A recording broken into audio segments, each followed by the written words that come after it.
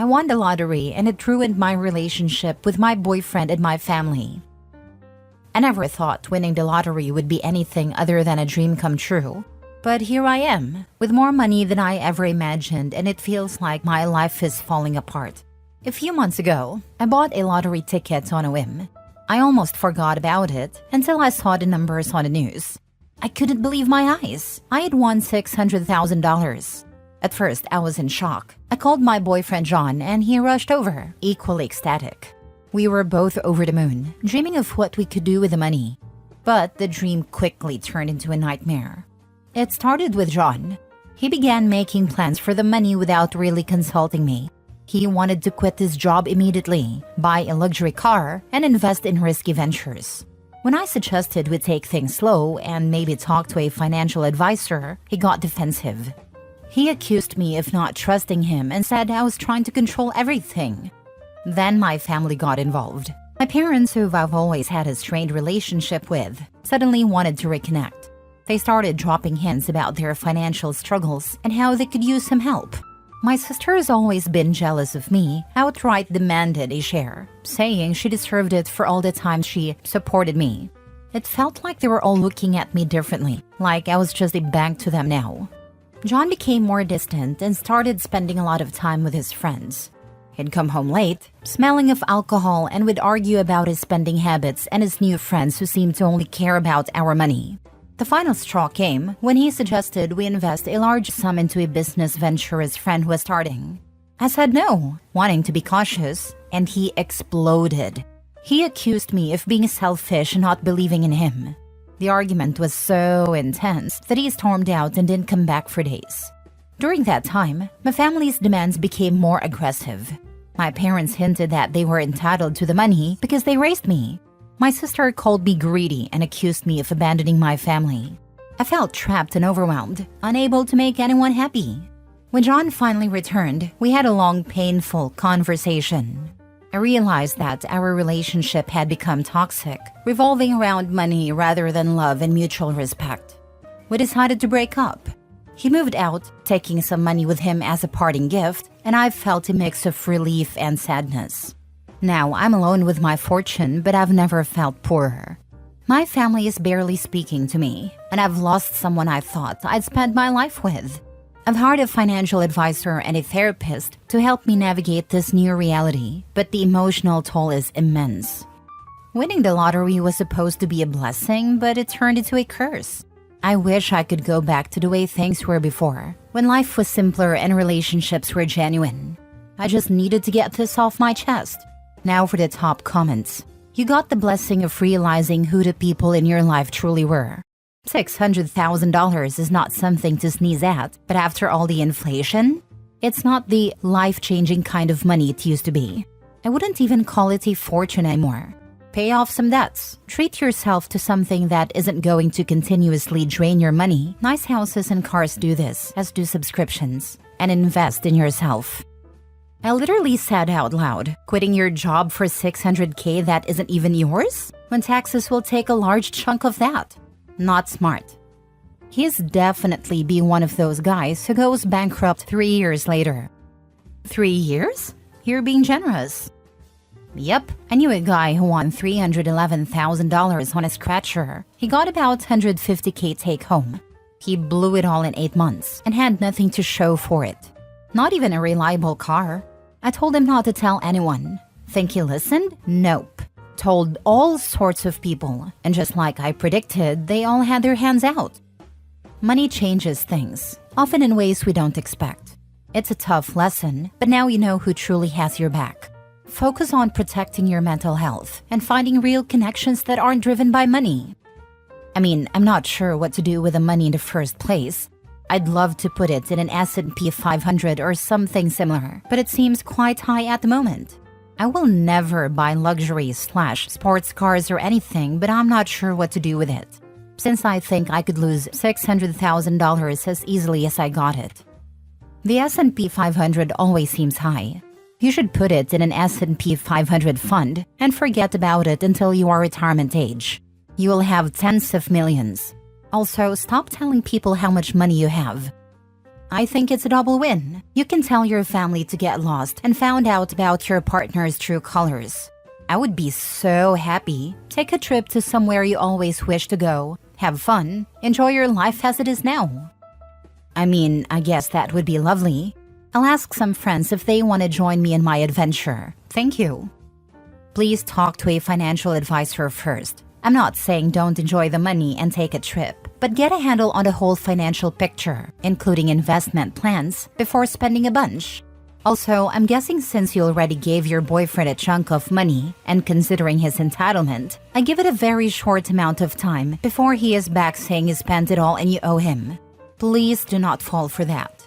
If you think you can't help yourself, then get that money invested after talking to a financial advisor and tell him it is tied up, and Bank of Moose is forever close to him. Next story. I'm ruining the family vacation because my parents won't pay for me. I've been trying to help my mom over the past few months plan a family trip. Throughout this process, my mom told me that she and my dad probably couldn't afford to pay for all of us to go. Mom, dad, brother, me, and boyfriend, which is fine. I told her she shouldn't be expected to do that since we're all adults with adult jobs and could pay for our flight and share of the lodging. Obviously, she was receptive to that. So fast forward to today, and we're about to book the flights and travel. So we're on the phone talking through how much everyone's flight was going to be.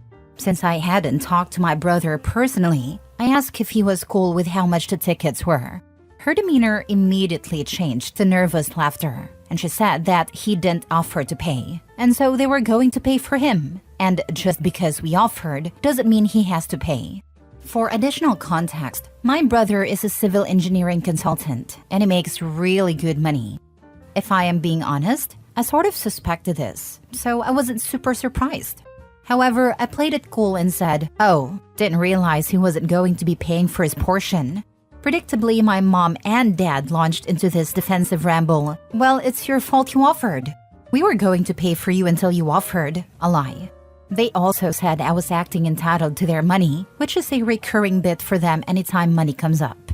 There's a lot of nuance to that, but suffice it is to say, they've always been very hard and financially strict on me, but very easy on and spoil the crap out of my brother. Anyway, they know this bit ticks me off, and they succeeded yet again. But this time, I just felt something snap in me. So I just told them if that's the way they feel about it, then maybe we should just call it off. And I don't want to be around people who think I'm just trying to mooch off them. Then I just hung up. Now they're texting that I'm selfishly ruining the vacation because I'm jealous and are calling me entitled. Maybe I am entitled. Maybe my parents just like my brother better. I don't know which is more true, but I'm a little glad I'm ruining the family vacation. Let them go have their vacation. You and your boyfriend spend the money you would have and take a vacation you both will enjoy. Lol, the thing is, they all fight with each other on vacation. It's so crazy. I was just going to go to be part of the family, but I don't think I will be doing that this time. How miserable is your family? What's the point of even going on vacay to argue? Just stay home and do it for free. LMAO. I'm sorry your parents suck. You deserve better ones. Well done for standing up for yourself.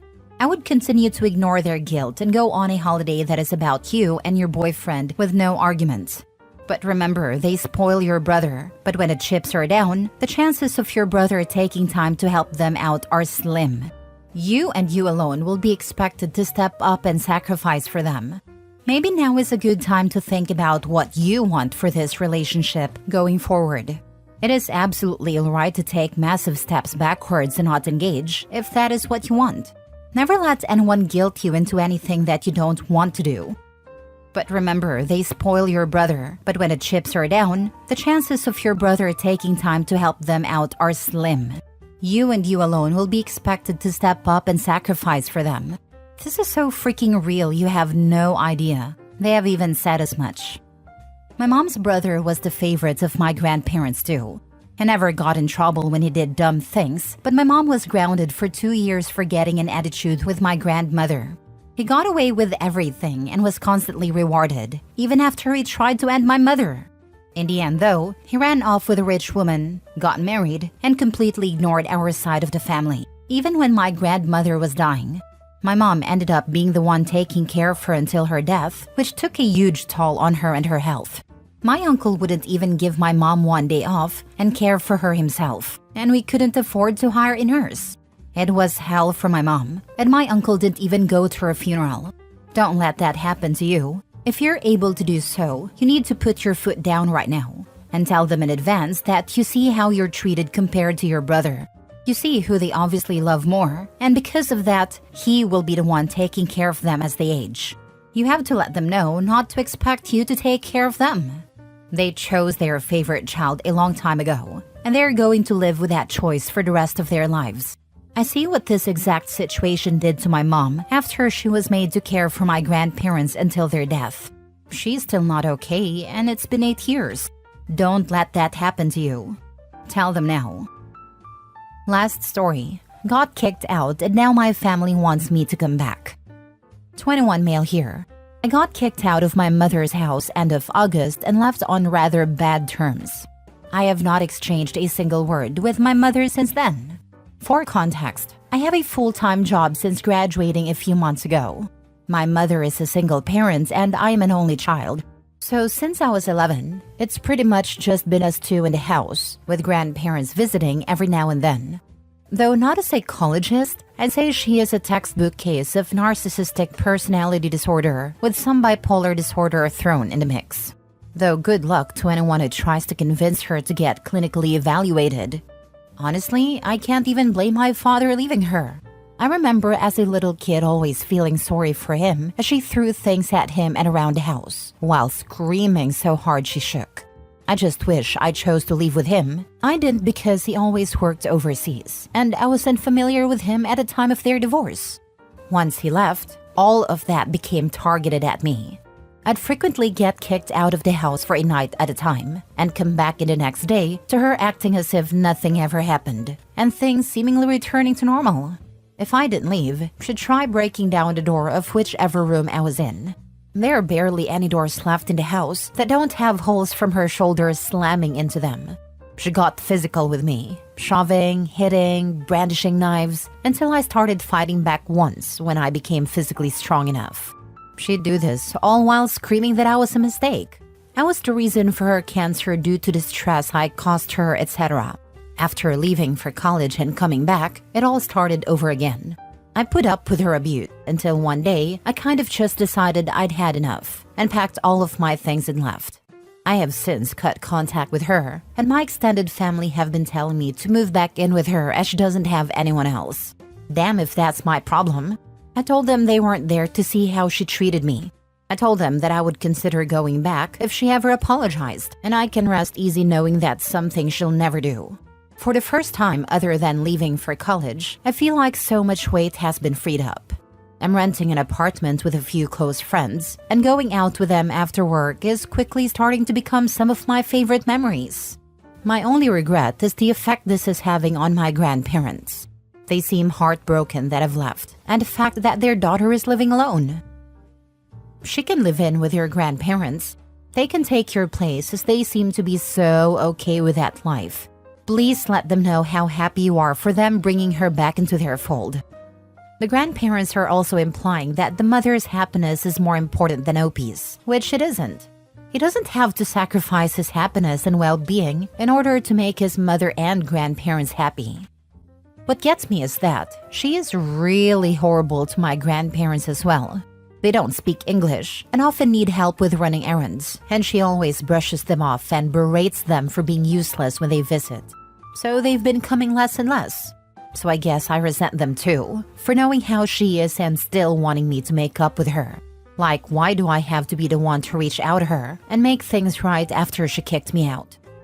Kudos to you for pulling the trigger, man. These types of people need to hit rock bottom before pulling themselves up, and nothing can be solved until they realize what a horrible parent/partner/daughter they are. Thank you for your kind words. There's a reason she has not been able to find another partner for sure. She'll even get mad at whoever she's dating if they want to visit their kids from a previous marriage. I think I just finally realized that she needs me more than I need her, and I'm fine with letting her struggle on her own now. Their relationship from now on needs to be on your terms, and you're absolutely okay to keep that boundary, no matter who says what. Honestly, an apology isn't going to heal narcissism and BPD. I wouldn't suggest you return regardless. It's not a safe or healthy environment for you, especially since you're probably barely into your own healing journey. I think the fact you're considering going back with her if there's an apology is evidence you're absolutely not ready to re-engage in a relationship. This really sucks, man. I can only imagine how much it sucks. I wish you all the best with love, peace, and healing. Thank you for the advice and kind words. I think I would definitely make her going to therapy a condition of any chance of reconnecting. Perhaps stupidly though, I'm still afraid to bring it up because I know she'll get super angry at the idea, which doesn't even make sense because I'm out of there and she can't hurt me anymore. I think I'm just so used to trying to not set her off that it's still difficult for me to try and have these types of conversations with her.